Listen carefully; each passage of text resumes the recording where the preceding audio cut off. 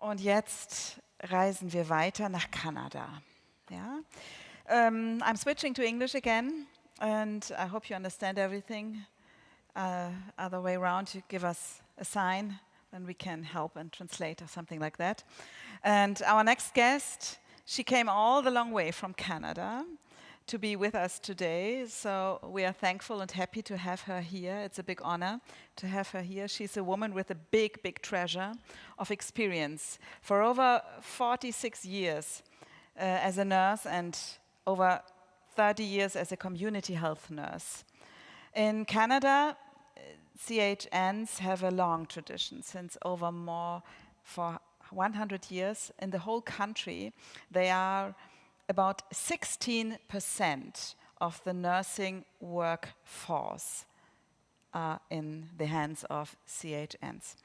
And our guest is very committed. She's committed to bring the picture of CHNs forward and to make community health nurses strong in Canada and also in other countries.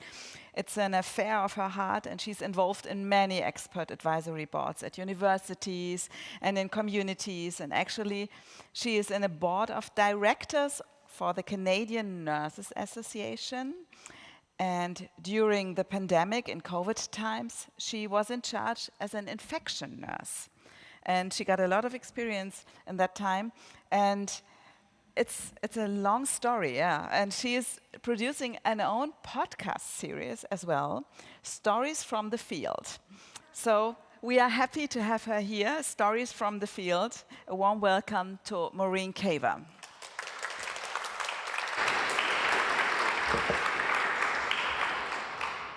Thank you very much. Guten Tag. That is about my extent of my German. So, during the last presentation, Michael was translating for us. So, just like you speak very fast in German, I speak very fast in English. So, I am going to try and slow down and speak fairly slowly so that you will hopefully understand my presentation. My slides are all in English.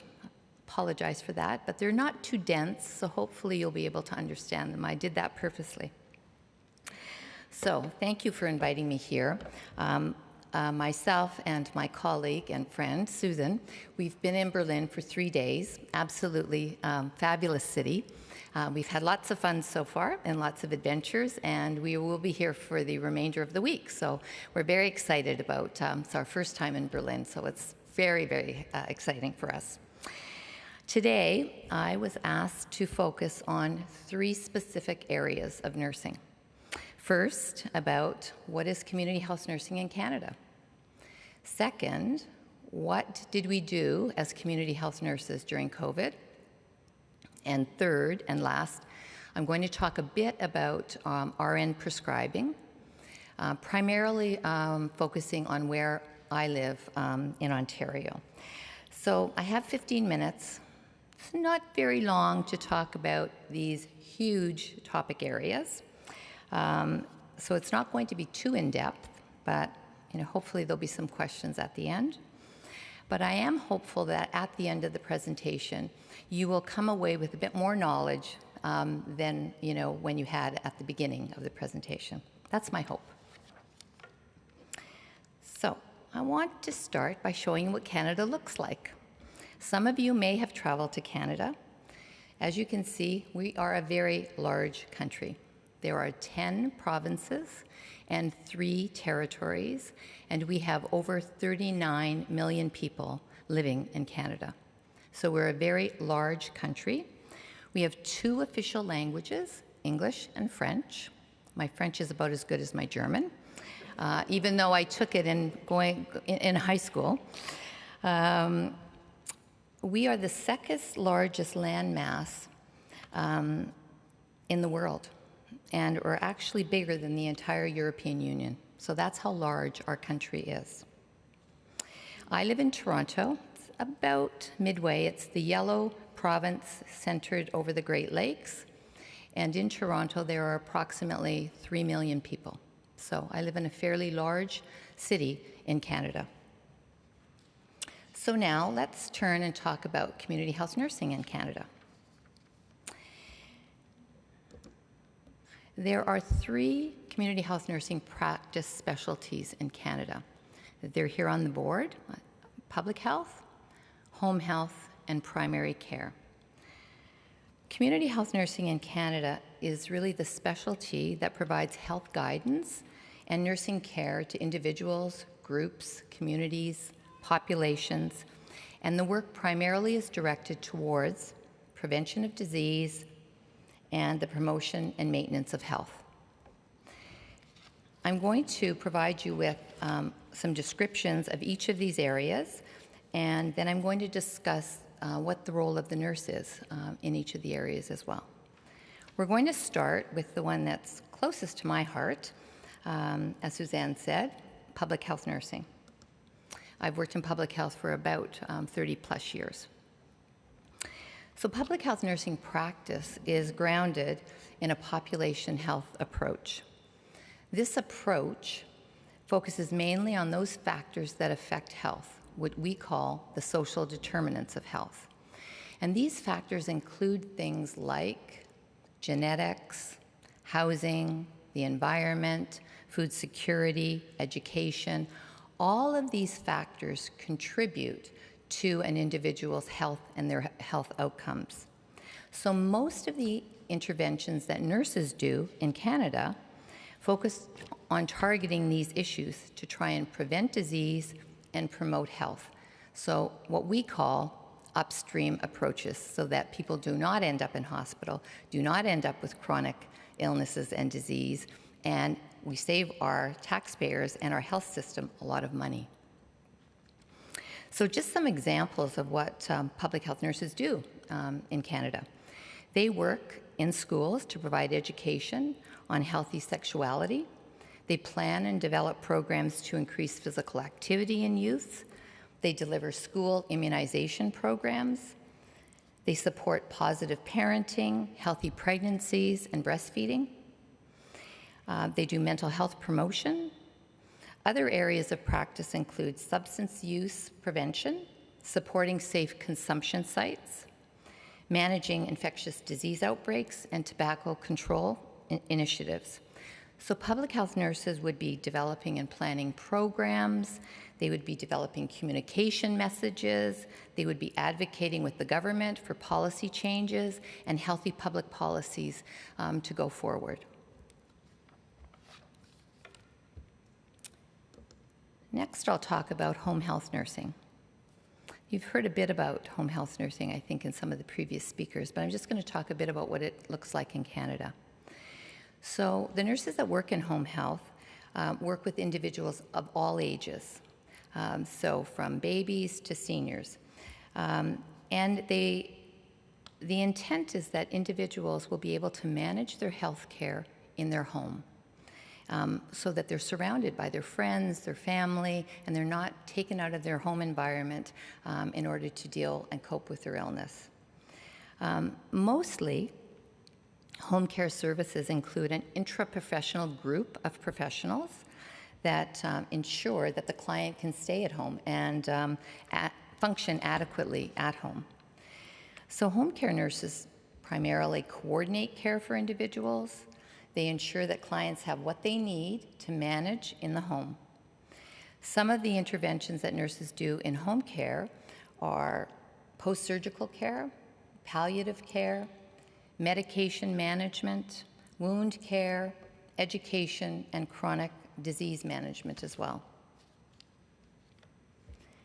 The third area that I'm going to talk about is primary care. Primary care nurses primarily work in community health centers or nurse practitioner-run clinics. Again, in these clinics, there are a team of professionals that work to ensure that clients are well taken care of. Nurses and nurse practitioners, however, are key members of the teams, especially in our nurse practitioner-run clinics, because nurse practitioners in Canada can diagnose, they can order tests, they can prescribe medication, and they can refer a client to another health provider. So they have a very wide scope of practice. So many nurse practitioners in these clinics take on caseloads of clients. and work with them to manage their own care. As well, in both of the community health centers and in nurse practitioner-run clinics, they also organize and do preventative health programs like smoking cessation programs or parent and taught programs. There are other areas of community health nursing in Canada that are probably not as well defined.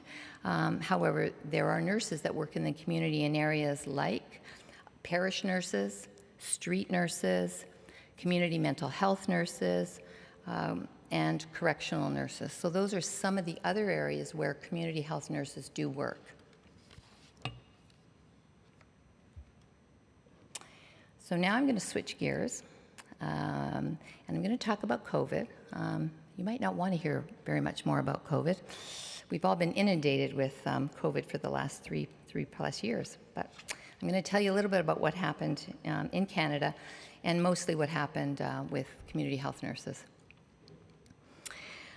So just to start by saying that in Canada, like Germany and most countries in the world, all nurses were very, very involved in many aspects of COVID and dealing with COVID. And it was unprecedented for the world, to go through a pandemic such as COVID. And in some senses, we still are experiencing, the fallout from COVID. However, in Canada, public health nurses and the nurses colleagues that I worked with set up many and most of the swabbing and vaccination clinics for clients in the community. So for example, in Toronto, we would work with hospitals, with health centers, with other agencies to set up vaccination clinics, swabbing clinics, where people would go in the community to receive their swabs, get their test results, and then go back once the vaccines were available to get their vaccinations. Also, public health nurses collaborated, and this I think is really important, and this is part of really what public health nurses do best. They collaborate and work with people from other sectors. When I say people, I mean professionals that are teachers, parents, long-term care sector, businesses. So we worked tirelessly during COVID to connect with all of these sectors to provide information about COVID, to provide information about the vaccines, to provide information about public health measures. Why should we mask? Why should we social distance? What are the misconceptions? And there were many misconceptions out there about COVID. So public health nurses primarily took on that role in the community. Personally, as Suzanne said, I worked with the disability sector in Toronto. I had been retired, and one of my friends who was a CEO said, "You're retired, Maureen, you need to come and help." So I worked in group homes, in shelters, and supportive housing to initially do PCR swabbing and then to provide COVID vaccines to clients. I thought it would be helpful to let you hear a quote from one of the service providers at one of the group homes that she sent to the CEO of the organization that I worked at about a nurse who had gone in to do some PCR swabbing of clients.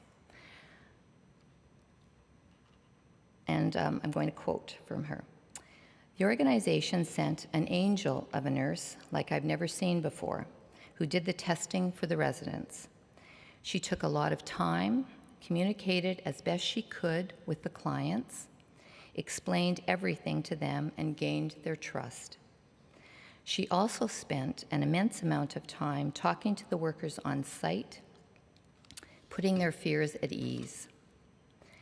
Everyone was expecting a major meltdown and disaster, and the exact opposite happened. This nurse should be exalted for her skills, mannerism, communication, knowledge, and genuine love of working with people who have varying disabilities." So I think that gives you a picture of how important nurses are in the community and how important they are to our clients. And so I wanted to share that with you because I think it's quite powerful. And it's also nice that person in that agency took the time, because people don't often take the time, to actually send those kind of comments back to our superiors. I also wanted to speak briefly about what we've learned during COVID. I think it's really important. Not convinced that this is going to be our last pandemic, so I think it's important that we have some lessons that we've learned moving forward. Particularly vis-a-vis community health nurses. I think what COVID did was shone the light on the role of the public health and community health nurse. I think the public and our sector partners in health are now way more knowledgeable about the skills and knowledge that community health nurses have with respect to pandemic planning and operations. Nurses also need to increase their community engagement practices and their communication to use simple, clear, direct messages about the value of public health measures in order to contain and manage a pandemic. Really important. We also need to be involved in providing advice and input into policies and procedures. It doesn't matter what sector you're in. It's really important that we have a role. Nurses are frontline in public health practice, in the community, in hospitals, and we need to ensure that our input is valued and taken into account. We need to ensure that we have proper PPE available. We need to ensure that nurses aren't working in multiple sectors during the pandemic. We have to have infection control policies in place. And nurses need to address systemic discrimination that may occur in our communities as a result of the pandemic or a pandemic. Fourthly, nurses need to be involved in rebuilding and reimagining what the health system with respect to public health and community health practice means. Kind of what you're doing here in Germany. So in terms of, thinking outside of the box around COVID, you need to also do that for the pandemic. So what it means is that we have to invest resources for primary prevention and health promotion. The impact of the pandemic has resulted in us not doing a lot of the public health work or community health work that we did prior to the pandemic. Immunization for children, opioid prevention programs, smoking cessation programs. So if you think about it, think about what the long-term effects are going to be for having stopped all of those programs. Lastly, nurses need to encourage and strengthen ties between academia and practice in order to ensure that there's beneficial research and findings that can be used right in practice in the field, so that it's timely, it's relevant, and it happens quickly. Switching gears again, I'm going to lastly talk about RN prescribing. And again, as you saw, Canada is a very large country, and I'm not absolutely sure about what's going on in every province and territory vis-a-vis RN prescribing. But I do know what's happening in my own province. And suffice to say that things are changing rapidly in terms of RN prescribing. And I have no doubt that the changes that happen in Ontario as one of the largest provinces with nurses is likely going to just happen all across our country eventually. But in 2019, our law changed in Ontario that the law was going to change, I should say, which will allow registered nurses to prescribe certain medications and to communicate diagnosis related to those medications that they're ordering. Of course, COVID paused that work, and however, it is now resumed. And just this May, the College of Nurses of Ontario put out a call for proposals to academic universities and colleges to submit proposals to develop an educational program that would actually teach those nurses that want to begin to use RN prescribing in their practice to take. So if I was a nurse that decided that I wanted to be an RN prescriber, I would need to take a course that is going to be developed. And then if my employer, my hospital, my health unit, my community health center was in agreement that I, as a nurse, could assume that role, then I would take on that role in practice. So again, it's really a collaboration between the nurse who wants to use RN prescribing and the employer who would agree that it's fine for the nurse to do so. The College of Nurses has also developed draft competencies for nurses that want to practice RN prescribing. And if, in fact, you are going to be a nurse practicing prescribing in a hospital or in a health center, of course, the nurse needs to understand the practice in accordance with the legislation once it's passed. They need to work with their employers to ensure the practice is safe, and that there are policies and procedures in place to support the nurse to actually conduct RN prescribing. So that is sort of what's happening. It's very, very current. And as I said, in May, just last month, was when the College of Nurses put out the call for proposals. So it's kind of a wait and see, but I do believe that it will happen, fairly expediently, given the push from the government of Ontario. So I'm just going to summarize to say that community health nurses have key roles in Canada. Primary prevention, health promotion, and striving to work with our most vulnerable in the community. Our skills and knowledge with respect to the determinants of health and the community engagement results in programs and services that are grounded in evidence and meet the needs of the community. It really has been a privilege to speak with you today about the important work that we do in Canada. I want to thank you very much. Danke.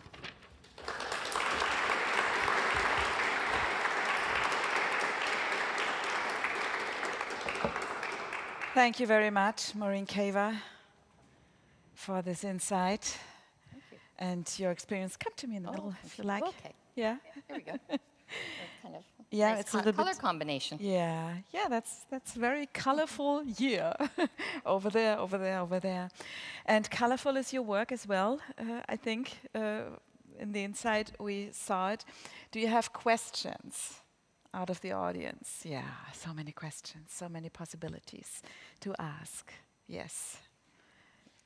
And you'll translate for me, right? Pardon? You'll translate.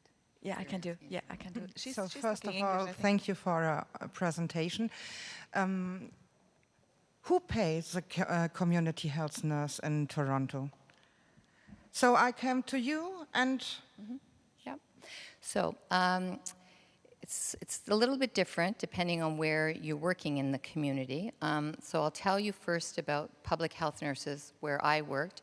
So we are a municipal organization. So I worked for the City of Toronto.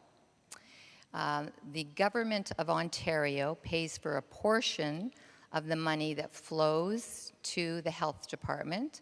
So they would pay perhaps 75% of the money would flow, and then the municipality, the local government, would pay 25%. So that's 100% of the funding.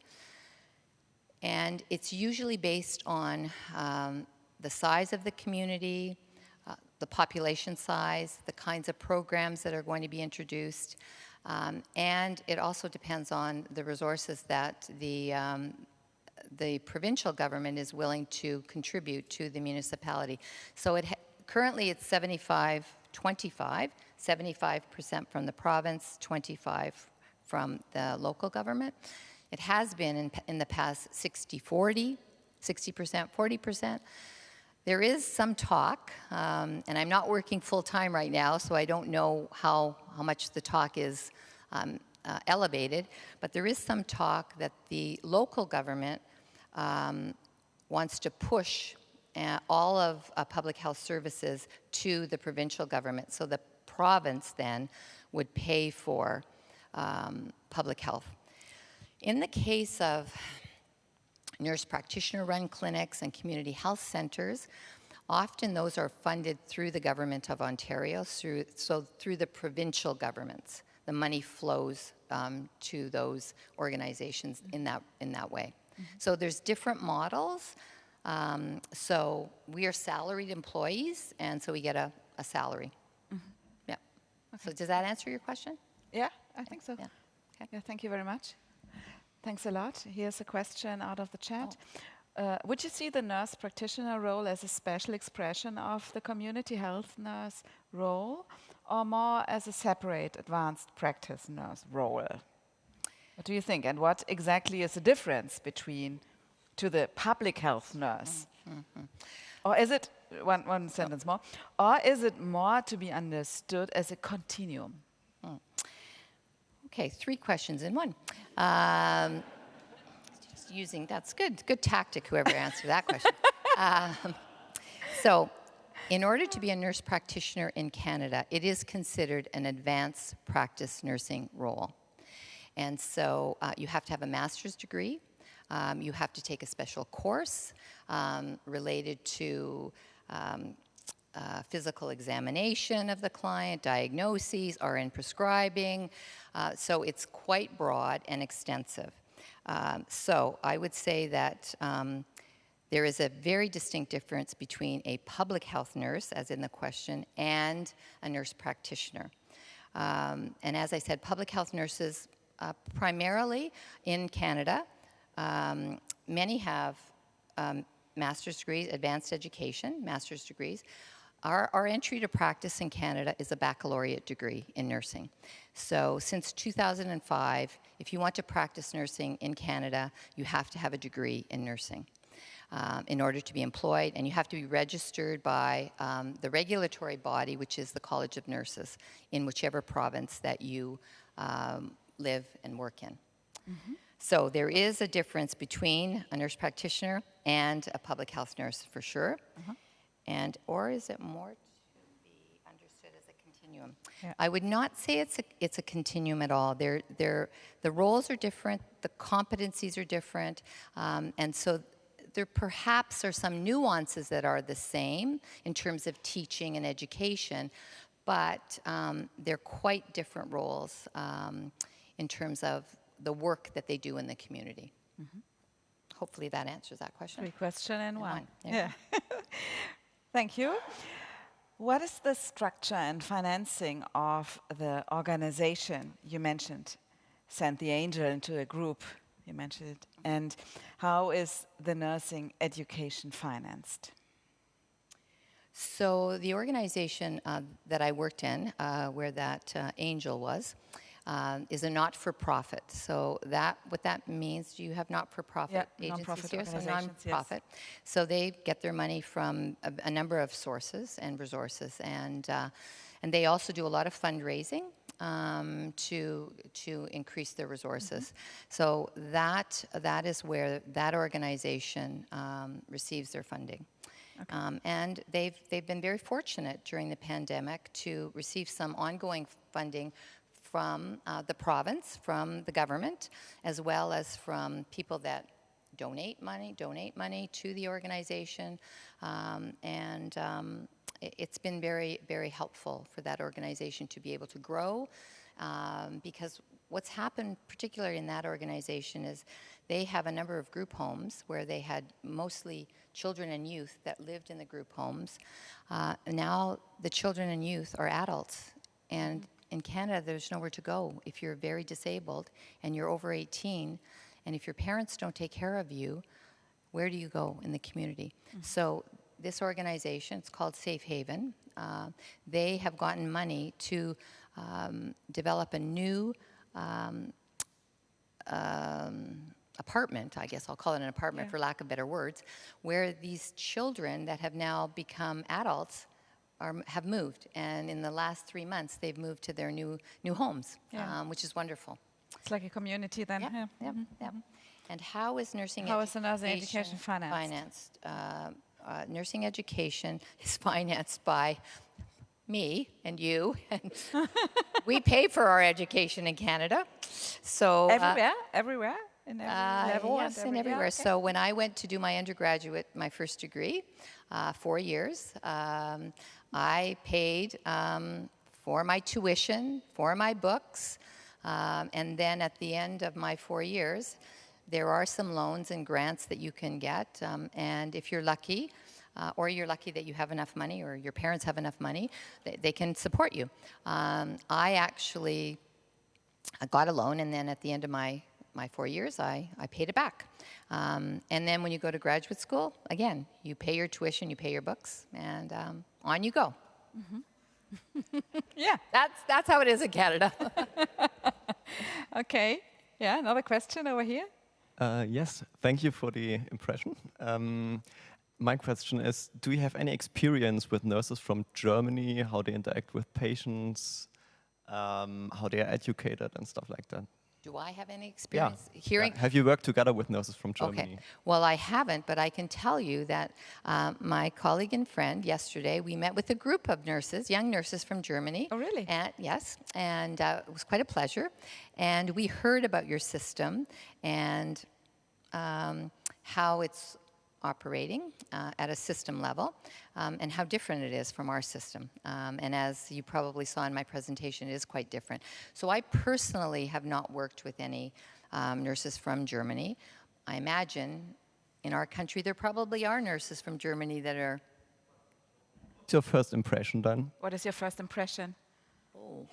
Well, my first impression from yesterday, I guess I'll just tell you, is that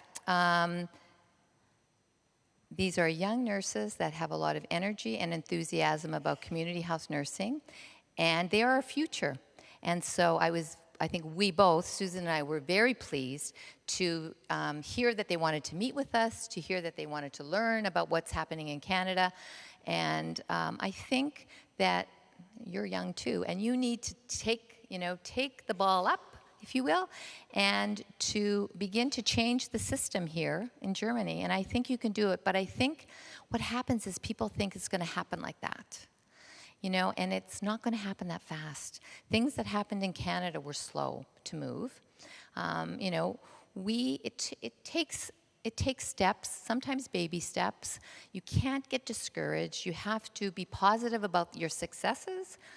I would say take some small wins, whatever those small wins are, and then build on them. So yes, I think we were glad to meet with the nurses yesterday and hear about their passion. And if we can instill some passion after 46 and 45 years, hopefully you will have lots of passion going forward. Okay, thanks. Very good. Really good. Big encouragement. Thank you very, very much. Let's have a look at the time. It's 2:15, and thank you very much, Maureen Cava. It was a good word for the end, and you are with us for the next hours too. Thanks a lot.